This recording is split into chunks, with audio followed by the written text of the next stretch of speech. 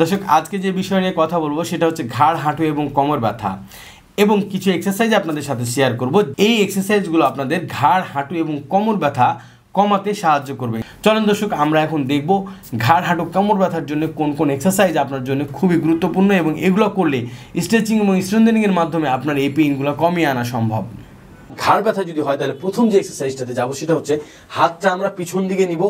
যাদের মনে করেন ঘাড়ের এই পাশে ব্যথা হয়েছে তাদের জন্য, অর্থাৎ যদি বাম পাশে ব্যথা হয় তাহলে হাতটাকে পিছন দিয়ে এইভাবে, দেখুন আমি দেখালাম, এইভাবে ধরে নিব, দিয়ে টান দিব আর এই ঘাড়টাকে এই পাশে এভাবে আসি স্ট্রেচ করবো 1 2 3 4 5 6 7 8 9 10 অ্যান্ড অফ। সেম যদি আমাদের ডান দিকে ব্যথা হয় তাহলে এই হাতটাকে পিছন দিয়ে অন্য হাত দিয়ে ধরে নেবো, এভাবে ধরে নেওয়ার পর এভাবে 1 2 3 4 5 6 7 8 9 10 অ্যান্ড অফ। অর্থাৎ 10 সেকেন্ড হোল্ড করবো আর এভাবে আস্তে আস্তে স্ট্রেচ করবো। অনেকেই পারবেন না এটা করতে একেবারে এতটা ইজিলি, কারণ যাদের ব্যথা আছে তারা গ্র্যাজুয়ালি করবেন আস্তে আস্তে। এটা 1 নাম্বার এক্সারসাইজ আমাদের যাদের ঘাড়ে ব্যথা হচ্ছে তাদের জন্য। দ্বিতীয় নাম্বার এক্সারসাইজ, এই চিনটাকে ট্র্যাক্ট করবেন এভাবে, কিন্তু অনেকে এই কাজ করেন, এই কাজটা করা যাবে না।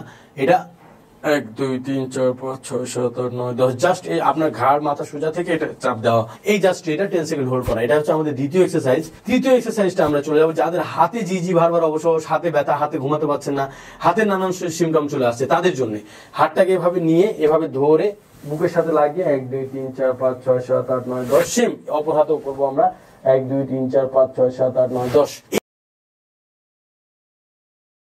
দর্শক প্রথম এক্সারসাইজটা যেটা আপনারা করবেন, এই বালিশ একটা নিয়ে নেবেন পায়ের নিচে বা হাঁটুর নিচে, এভাবে নেওয়ার পর দেখুন এই পাটাকে আগে এভাবে টান দিবেন। দেখুন আমি অ্যাঙ্কেলটাকে জাস্ট পুশ করেছি এভাবে, দেওয়ার পর এই হাঁটুটা যেটা এটা দিয়ে বালিশে এভাবে চাপ দেওয়া। দেখুন আমি বালিশে চাপ দিলাম। এখন হাঁটুটাকে আগে অ্যাঙ্কেলটাকে আগে টান দিবেন, তারপরে হচ্ছে হাঁটু দিয়ে বালিশ পুশ করবেন। দেখুন কেউ এভাবে যদি উঠায় দেখেন পারবেন, উঠবে না, তাহলে বুঝবেন যে আপনার এই এক্সারসাইজটা হচ্ছে। অন্যথায় আপনি যদি শুধু এরকম করেন, এই বালিশে চাপ না দেন, তাহলে হাঁটুর কোনো উপকার হবে না। অতএব এই বালিশে এই হাঁটু দিয়ে এইভাবে চাপ দিতে হবে। দেখুন আমি চাপ দিয়েছি, কেউ যদি আপনাকে পা উঠাতে চায় উঠাতে পারবে না, কারণ আপনি অনেক বেশি শক্তি দিয়ে রাখছেন। তখন বুঝবেন আপনার এক্সারসাইজটা পারফেক্টলি হচ্ছে। এক্সারসাইজটা সকালে, দুপুরে এবং রাতে 3 বেলা করার চেষ্টা করুন। প্রত্যেকবার 10 বার করে রেপিটেশন দিবেন, যদি না পারেন 5 বার দিবেন অন্তত, তারপরে আস্তে আস্তে গ্র্যাজুয়ালি বাড়াবেন। এটা 1 নাম্বার এক্সারসাইজ গেল। দ্বিতীয় নাম্বার এক্সারসাইজ আমরা চলে যাচ্ছি। দ্বিতীয় নাম্বার এক্সারসাইজটা হচ্ছে আপনি এইভাবে একটা বেল্ট অথবা টাওয়াল অথবা গামছা যে কোনো কিছু এরকম লম্বা নিয়ে নিতে হবে আপনাকে। লম্বা নিয়ে নেওয়ার পর এভাবে শুয়ে যাওয়ার পর আস্তে আস্তে আস্তে আস্তে করে এই হাঁটু না ব্যান্ড করে এভাবে উঠাবেন। এইভাবে জাস্ট উঠে 10 সেকেন্ড হোল্ড 1 2 3 4 5 6 7 8 9 10 অ্যান্ড অফ। দর্শক প্রথম যে এক্সারসাইজটা আমরা করবো সেটা হচ্ছে পাটাকে ব্যান্ড করে নিয়ে এক পা আরেক পায়ের উপর দিয়ে এভাবে ধরে আস্তে আস্তে আস্তে আস্তে বুকের সাথে চাপ দিব 1 2 3 4 5 6 7 8 9 10 অ্যান্ড অফ। আবার এটা দিয়ে এভাবে নিয়ে 1 2 3 4 5 6 7 8 9 10 অ্যান্ড অফ। অর্থাৎ 10 সেকেন্ড হোল্ড করব এবং শেষ হয়ে যাবে প্রথম এক্সারসাইজটা। দ্বিতীয় যে এক্সারসাইজটাতে আমরা যাব, দ্বিতীয় এক্সারসাইজটা হচ্ছে পাটাকে এভাবে নিয়ে এই হাত দিয়ে ধরবার, এই হাতটা চৌকি অথবা বেড অথবা যে কোনো সাইডে একটু ধরে নিব, দিয়ে আস্তে আস্তে ঘুরাইয়া এভাবে টান দিয়ে 1 2 3 4 5 6 7 8 9 10, অর্থাৎ লাস্ট যে অংশ পর্যন্ত যাবে সে পর্যন্ত আমরা ধরে রাখবো। সেম একই কাজটা এই পায়েও করবো 1 2 3 4 5 6 7 8 9 10 অ্যান্ড অফ। এইভাবে দুটো এক্সারসাইজ আমাদের কমপ্লিট হবে। তৃতীয় নাম্বার এক্সারসাইজে যদি আমরা যাই, সেটা হচ্ছে এরকম একটা বেল্ট অথবা ওড়না অথবা যে কোনো কিছু আমরা নিব, নিয়ে এভাবে টান দিব আস্তে আস্তে আস্তে করে এভাবে নেওয়ার পর পাটাকে যতটুকু সম্ভব এভাবে টেনে ধরবো 1 2 3 4 5 6 7 8 9 10 এবং অফ হবে। যাদের এই হ্যামস্ট্রিং মাসেল টাইট আছে, অর্থাৎ এই মাসেল প্লাস কাপ মাসেল যাদের টাইট আছে, যাদের রগ টান থাকে, তাদের জন্য এটা খুবই উপকারী। এইভাবে 10 সেকেন্ড হোল্ড করে ধরে আবার ছেড়ে দেবো। দর্শক যে ব্যায়ামগুলো আপনারা এতক্ষণ দেখলেন, তারা এই ব্যায়ামগুলো সকালে, দুপুরে এবং রাত্রে 3 বেলা করবেন।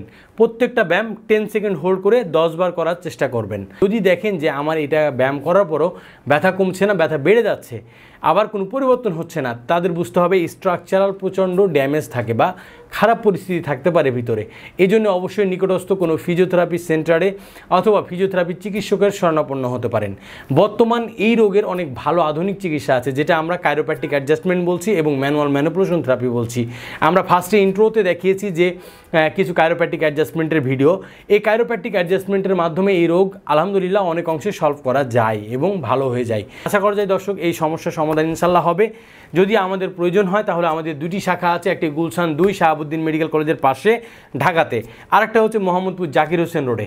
অবশ্যই আমাদেরকে চাইলে হেল্প নিতে পারেন বা ফোন দিয়ে সিরিয়াল কনফার্ম করতে পারেন নিচের নাম্বারে। দর্শক ভালো থাকবেন, সুস্থ থাকবেন, আজ এ পর্যন্তই। আসসালামু আলাইকুম।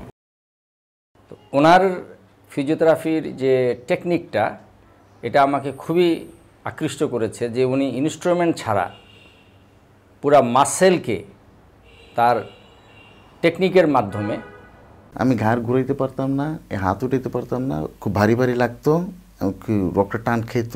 আমার লাগতেছে আমি একটা মানে আগের যে একটা ভাব ছিল আমার শরীরে, এনার্জি ছিল, আমারটা লাগতেছে আমি ওইরকম ফিরে পেতেছি। আল্লাহর রহমতে আমি এখনই নিচে বসে সিজদা করতে পারি, নামাজ পড়তে পারি, আমার কোনো রকম অসুবিধা না। এই স্যারের কাছে এসে আমি হাতও তুলতে পারতেছি, হাঁটতেও পারতেছি ইনশাল্লাহ। একটা হিট দেয়া হয়, কিছুক্ষণ দেওয়ার পরে বলে আজকে শেষ, ঠিক আছে।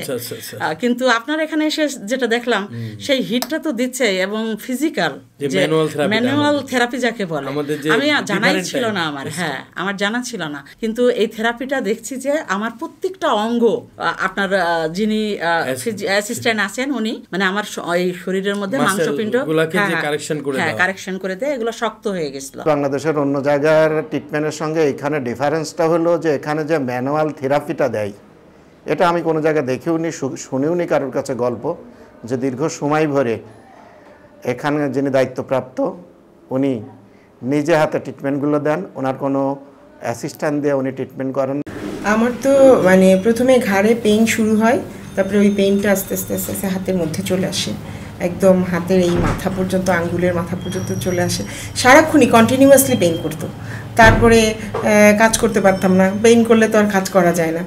তারপর ঘুমাতে পারতাম না, শুইতে পারতাম না, শুইলেও পেন করতো, উঠে বসে থাকলেও পেন করতো। দেখা যেত মাঝে মাঝে একটু ঘাড়ের বেল্টটা পরতাম, বেল্ট পরলে একটু পেইনটা কমতো, তাও কমতো না, খুবই কষ্ট পেতাম।